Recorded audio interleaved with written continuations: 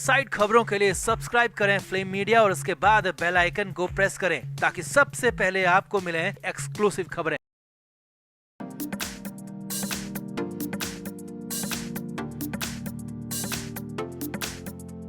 तो महाराष्ट्र में सरकार बनने की तस्वीर पूरी तरह साफ हो गई है। मुख्यमंत्री देवेंद्र फडणवीस को ही बनाया जा रहा है। साथ ही साथ महायुति गठबंधन में सबसे बड़ी पार्टी बनकर उभरी बीजेपी मुख्यमंत्री पद के अलावा 22 सबसे अहम डिपार्टमेंट भी अपने पास रखेगी। तो सबसे बड़ा सवाल ये है कि 2.5 साल से साये की तरह साथ चल रहे एकनाथ शिंदे को क्या मिलने वाला है, अजित पवार के हाथ क्या लगा है। तो जो भी अपडेट महाराष्ट्र से आ रही है वो आपको बताते हैं। आप भी अपनी राय कमेंट बॉक्स में जरूर दें और वीडियो को भी शेयर करें।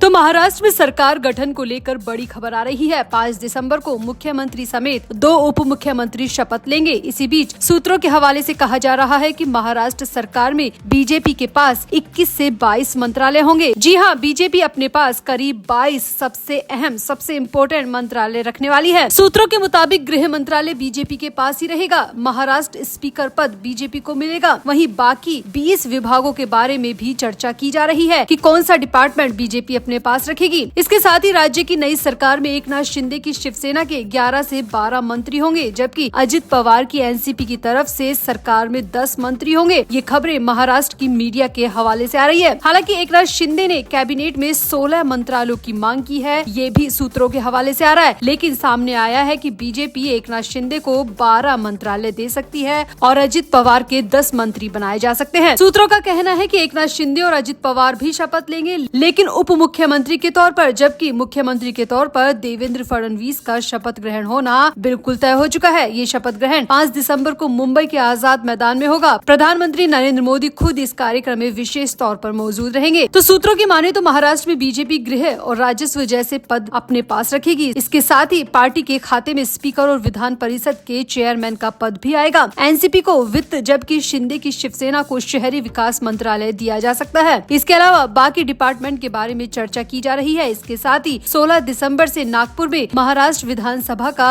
शीतकालीन सत्र भी शुरू होगा। इसकी तैयारियों में भी बीजेपी जुट चुकी है। वैसे खबरें ये भी आ रही है कि मुंबई में महायुति के तीनों नेताओं की, यानी कि देवेंद्र फडणवीस, एकनाथ शिंदे और अजित पवार की मीटिंग होगी, और वो भी शपथ ग्रहण से ठीक पहले। और नए मुख्यमंत्री के साथ ही मंत्रिमंडल के फॉर्मूले पर आपस में सहमति जताई जाएगी। हालांकि कार्यवाहक सीएम एकनाथ शिंदे अभी भी अस्वस्थ बताए जा रहे हैं। इस वजह से लगातार ये बैठक टल रही है। शिंदे कुछ टेस्ट कराने के लिए अस्पताल भी गए। वे बुखार से पीड़ित थे। इसके बाद उन्हें कमजोरी महसूस हुई। इसी वजह से ये मीटिंग अब तक टाली गई थी। लेकिन अब सामने आ रहा है कि 4 दिसंबर को, यानी कि 5 दिसंबर को शपथ ग्रहण से पहले 4 दिसंबर को देवेंद्र फडणवीस, एकनाथ शिंदे और अजित पवार के बीच अहम मीटिंग होगी और इसमें मंत्रिमंडल के फॉर्मूले पर सहमति जताई जाएगी। तो कुल मिलाकर ये तय हो चुका है कि देवेंद्र फडणवीस मुख्यमंत्री बनेंगे। साथ ही साथ एकनाथ शिंदे और अजित पवार को उप मुख्यमंत्री बनाया जा सकता है। हालांकि एकनाथ शिंदे मानेंगे या नहीं मानेंगे, इसको लेकर अभी सस्पेंस बरकरार है। वहीं खबर ये आ रही है कि बीजेपी अपने पास गृह और राजस्व समेत 22 अहम मंत्रालय रखने वाली है। वहीं एकनाथ शिंदे को 11 से 12 और अजित पवार को करीब 10 मंत्रालय दिए जाएंगे। तो आपका इस पूरे मंत्रिमंडल के सरकार के फॉर्मूले पर क्या कहना है? आप भी अपनी राय कमेंट बॉक्स में जरूर दें और वीडियो को भी शेयर करें।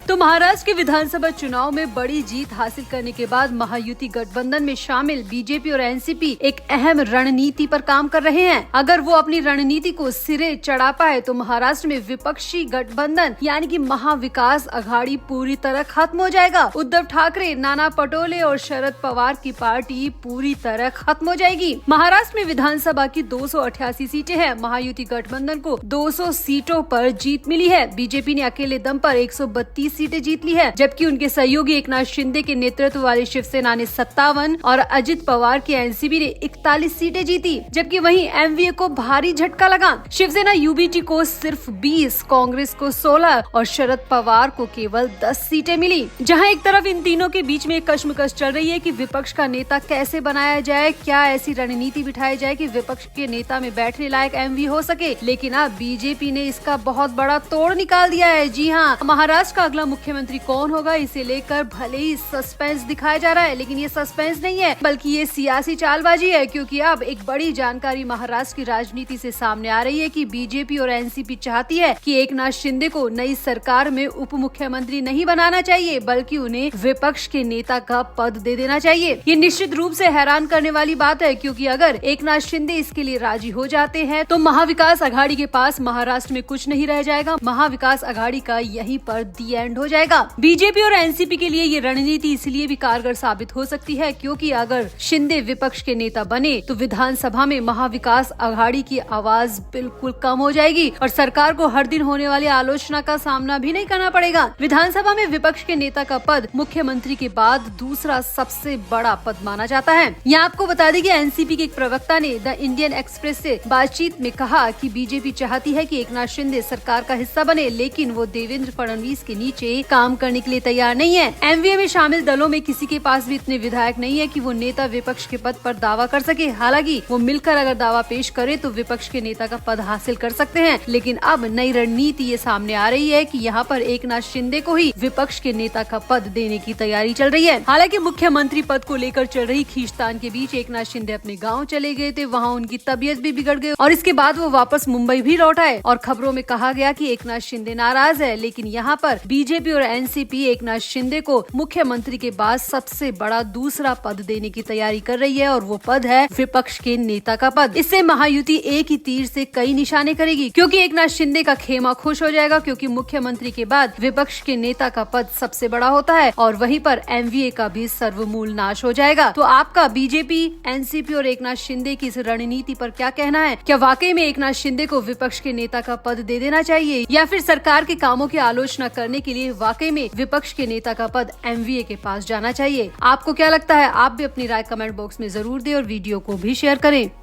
तो महाराष्ट्र में विधानसभा चुनाव के नतीजे आने के बाद भी उद्धव ठाकरे की मुश्किलें थमने का नाम नहीं ले रही। अब उद्धव ठाकरे की पार्टी शिवसेना यूबीटी के एक अहम विधायक की तबीयत बिगड़ गई। उद्धव ठाकरे गुट के विधायक महेश सावंत को अचानक सीने में दर्द की शिकायत के बाद हॉस्पिटल में एडमिट कराना पड़ा। महेश सावंत को मुंबई के लीलावती अस्पताल में भर्ती कराया गया है। जानकारी के मुताबिक महेश सावंत की एंजियोग्राफी की गई है, जिसमें ब्लॉकेज निकलने की खबर है। अगर समय पर महेश सावंत को हॉस्पिटल में न ले जाया जाता, एंजियोग्राफी ना होती, तो हो सकता है कि महेश सावंत की जिंदगी भी खतरे में पड़ जाती। यहाँ आपको बता दें, महाराष्ट्र विधानसभा चुनाव 2024 में महेश सावंत ने शिवसेना यूबीटी की ओर से माहिम विधानसभा सीट से चुनाव लड़ा था। इस सीट पर उन्होंने शिवसेना के सदा सरवणकर और राज ठाकरे के बेटे अमित ठाकरे दोनों को हराया था। महेश सावंत को चुनाव में 50,213 वोट हासिल हुए थे। वहीं दूसरे नंबर पर सदा सरवणकर रहे, जिनको 48,897 वोट मिले और अमित ठाकरे तीसरे नंबर पर रहे, जिन्हें सिर्फ 33,000 वोट मिले। अब खबर आ रही है कि महेश सावंत की तबीयत खराब होने के बाद में उद्धव ठाकरे बुरी तरह बौखला उठे हैं और उद्धव ठाकरे ने महेश सावंत की तबीयत बिगड़ने का आरोप सीधे सीधे राज ठाकरे के सिर पर मढ़ दिया है। खबरों की माने तो उद्धव ठाकरे ने आरोप लगाया है कि राज ठाकरे ने ऐसा कुछ किया है जिससे महेश सावंत की तबीयत बिगड़ गई। उद्धव ठाकरे का मानना है कि महेश सावंत बिल्कुल फिट थे, वो चुनाव में पूरी ताकत के साथ प्रचार कर रहे थे, वो बिल्कुल एक्टिव थे, उन्हें किसी भी तरह की कोई दिक्कत नहीं थी, लेकिन चुनाव जीतते ही उनकी तबीयत अचानक से बिगड़ गई। उद्धव ठाकरे ने शक जताया है कि हो सकता है कि उनको किसी ने खाने पीने की चीजों में कुछ मिलाकर तो नहीं दे दिया। उद्धव ठाकरे ने सीधे सीधे नाम तो नहीं लिया, लेकिन संदेह जता दिया कि राज ठाकरे ने अपने बेटे अमित ठाकरे की हार का बदला लेने के लिए महेश सावंत की जिंदगी को खतरे में डाल दिया है।